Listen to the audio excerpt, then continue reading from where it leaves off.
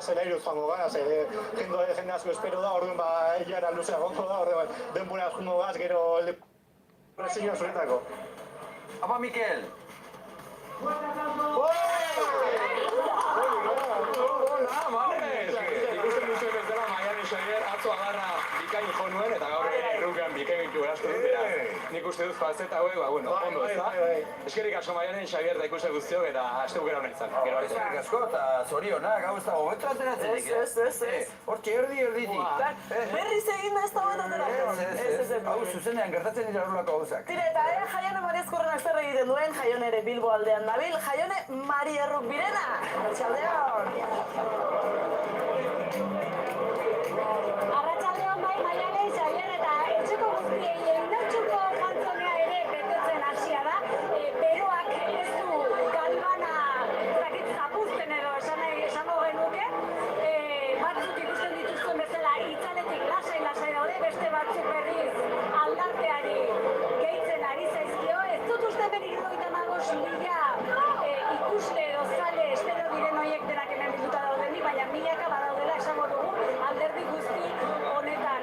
Eta, hemen Bilbon ere rugby taldeak bat diren honetan, Universitario rugby taldearekin, Bilbao rugby taldearekin, jarraituko dugu Arratsaldeon, Bidoia, Arratsaldeon. Eta Arratsaldeon, Aimar. Arratsaldeon. Aizu, kafe eta tomate atzerritik ekarri ziren bezala rugbia zuk ekarria da? Nik ekarria ez, baina, nik New Yorken hasi nintzen jolasten duela 9 urte, eta, Bilbora bueltatzean, gure kluba topatu nuen, Universitario Bilbao Rugby, eta hortikan, omen, beti jolasten dale honetan. Engantxatu egin zintuen? Bai, ez bakarrik kirolak, giroa baita ere. Beti esaten dugun moduan, gu familia bat gara, kanpo, zelai barruan eta baita ere zelaitik kanpo.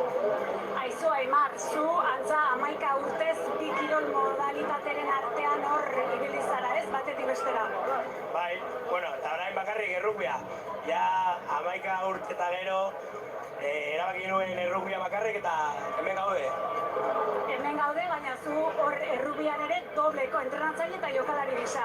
Ere bai, 11 eta 12 urteko umeak daukat, eta eske asko maite minduta nago berarekin eta da nire proposamena.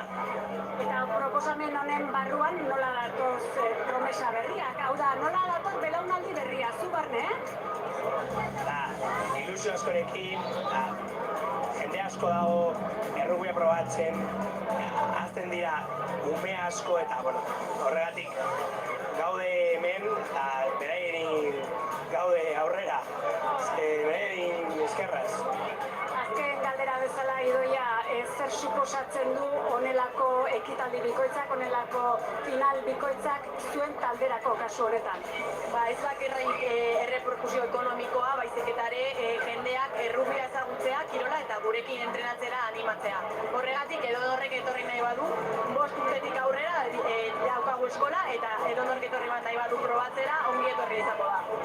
Aizue, dena probatzea izango da, engantxatzen dela besterik ez dute esaten, beraz, ea gaurko plana bintzat finala da, biharkoa ere bai, horrekin geldituko gara, zuei astelehen arte, eta ikusiko dugu, errugbian apuntatuko garen edo ez. Eskerrik asko Bikote, zuri, ongi izan.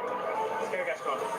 Aupa, eskerrik asko Bikote, begira, giro ederra Bilbo aldean, eta momentuz Bilbo aldekon. Hortan utziko ditugu, hemendik aurrera badakizue, honenak.